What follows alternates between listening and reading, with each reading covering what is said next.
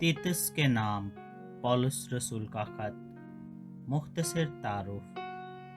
तारुफ। तीतुस गैर कौम से मसीही हुआ था।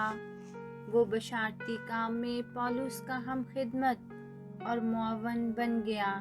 पौलुस ने इस नौजवान मददगार को करीते में छोड़ा था ताकि वहाँ कलीसिया के काम की निगरानी करे। ये खत उसके नाम करीते में भेजा गया। ये खत 3 खास बातों के बारे में है।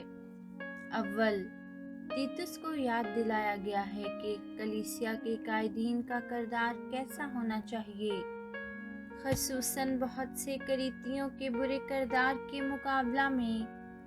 दोम, तीतुस को मशवरा दिया गया है कि कलीसिया में मुख्तलिफ गिरोहों को तालीम कैसे देनी है, यानी बूढ़े मर्दों, बूढ़ी औरतों, जवानों और गुलामों को।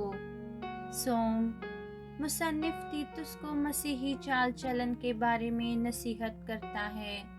वो जोर देता है कि सुलह जो और दोस्ताना रवैया रखने की बहुत ज़रूरत है।